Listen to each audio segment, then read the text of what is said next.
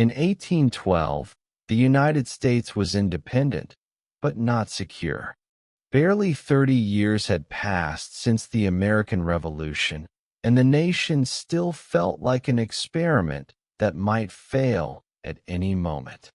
Its borders were uncertain, its army was small, and its navy was little more than a bold idea floating on wooden ships.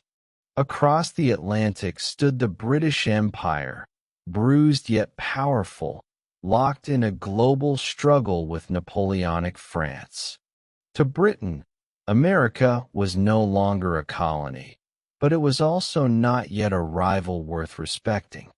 British warships stopped American vessels, seized cargo, and forcibly impressed sailors into royal service. For many Americans, independence existed on paper, not on the open seas. This was not the beginning of a war. It was the slow realization that freedom had unfinished business. The ocean became the battlefield long before cannons fired. British naval dominance strangled American trade, pushing merchants toward bankruptcy and sailors toward fear. Impressment was not an abstract policy. It was a knock on the deck, a forced goodbye, a life stolen. More than 6,000 sailors were taken from American ships and absorbed into the British Navy.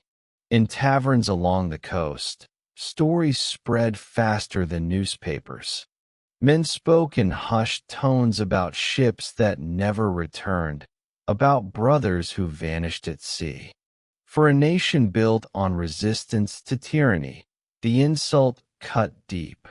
The waves carried more than cargo. They carried anger. In Washington, a new generation had lost patience.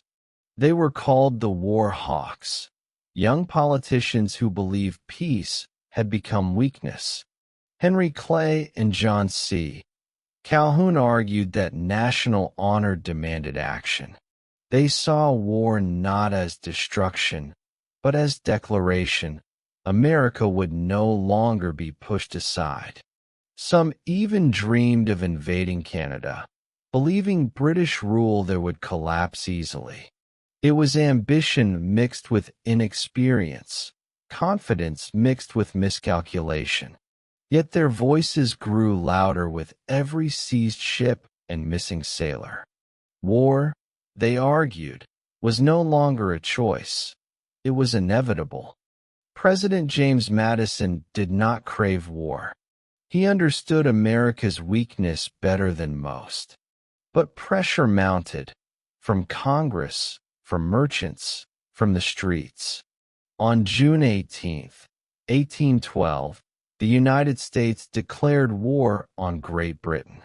It was a bold move by a fragile nation, the smallest navy challenging the largest empire on earth. Many Americans cheered.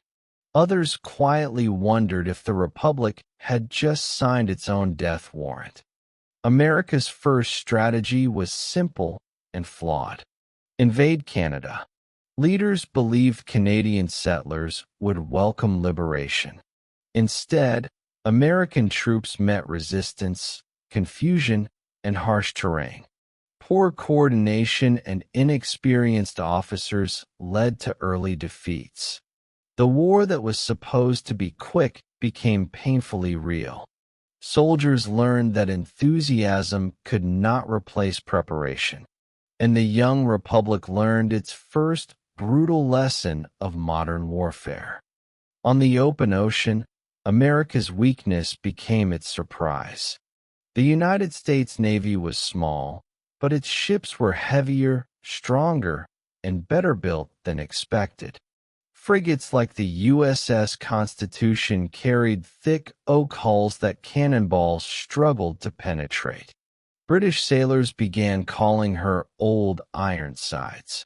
Each naval victory was more than a tactical success. It was psychological warfare. For the first time, the British Navy felt resistance from a former colony. Newspapers exaggerated victories, but morale needed exaggeration to survive. On the waves, America found its confidence. Not every American supported the war. In New England, merchants watched their livelihoods collapse under British blockades. Protests erupted, governors resisted federal orders, and unity fractured. Some states refused to send militia. This was not a nation marching as one. It was arguing while fighting. The war exposed deep political divisions between regions. Federalists called it Mr. Madison's War. Even as soldiers died, the country debated whether the war should exist at all. For Native American tribes, this war was not new. It was simply another chapter in survival. Leaders like Tecumseh saw the conflict as a chance to resist American expansion. British alliances offered weapons, but not guarantees. Native warriors fought fiercely, knowing defeat meant disappearance. When Tecumseh fell in battle, an entire vision collapsed with him. The war's end would not bring peace for indigenous nations. It would bring accelerated loss. In 1814, the unthinkable happened. British troops marched into Washington, D.C. They burned the Capitol, the White House, and government buildings. Flames consumed symbols of a young republic. President Madison fled the city. Dolly Madison saved a portrait of George Washington before escaping. The Capitol lay in ashes, but not the nation. Humiliation hardened resolve. Instead of surrender, Americans regrouped. Militia and regulars united under pressure. The burning of Washington shocked Europe, but inspired America. The war became personal. This was no longer about trade rights or sailors. It was about survival. Every village, every harbor felt the stakes rise. The Republic would endure or collapse trying. As diplomats talked peace in Europe, war marched on in America. British commanders targeted New Orleans, a gateway to the Mississippi River. Control it, and the heart of American trade would bleed. Few realized the war's final act would define its memory. The stage was set for an unlikely hero and an impossible victory. Andrew Jackson was not a polished general. He was relentless, stubborn, and fierce. With a mix of soldiers, militia, free black men, and pirates, he prepared defenses. They dug trenches, built barriers, and waited. Against them stood a professional British army. The odds were absurd. History loves moments like this. The Battle of New Orleans was fought after peace was signed, unknowingly. On January 8, 1815, British troops advanced. They were cut down in waves. American losses were minimal. British losses were catastrophic. It was one of the most lopsided battles in history, and no one knew the war was already over. The Treaty of Ghent restored everything and resolved nothing. No borders changed. No clear winner emerged. But America felt victorious. Survival itself became triumph. The Republic had stood against an empire. That feeling mattered. The War of 1812 ended quietly, but echoed loudly. It created national pride. It weakened native resistance. It launched Andrew Jackson toward the presidency, and it proved independence was real. America walked away scarred, but standing. When the guns finally fell silent, the consequences did not. Veterans returned to farms, and ports forever changed. Widows counted losses that treaties never mentioned. The war faded from headlines, but not from memory. America had survived, but at a cost few could calculate. The nation stepped forward older than its years. For Britain, the war was an inconvenience. Napoleon mattered more. Yet America's survival forced a shift in attitude. No longer a rebellious child, but an independent state to be reckoned with. Future conflicts would be diplomatic, not colonial. The war destroyed a political party. Federalists opposed the conflict and paid the price. After the war, they faded into irrelevance. America entered an era of one-party dominance. Unity came through exhaustion. British blockades forced America to build.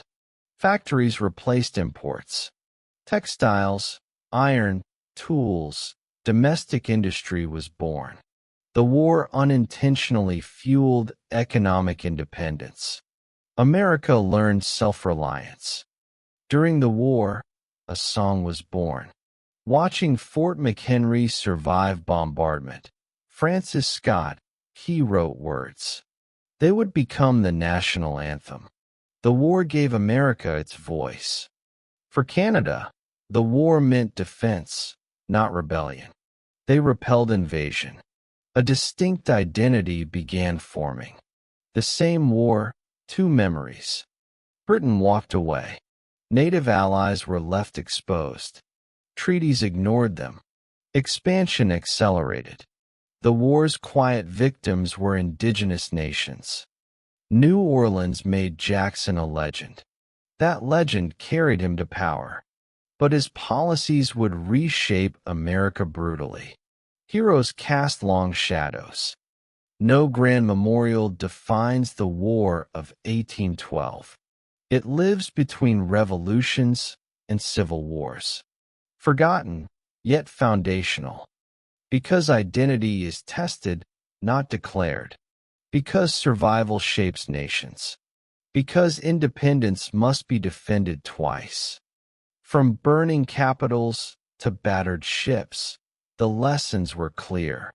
Preparation matters. Unity matters. Memory matters. After 1815, America expanded westward with confidence. The world watched differently now. No parades marked the end, but survival itself was victory enough. Forgotten by many. Essential to understanding America. The War of 1812 did not create America. It proved it.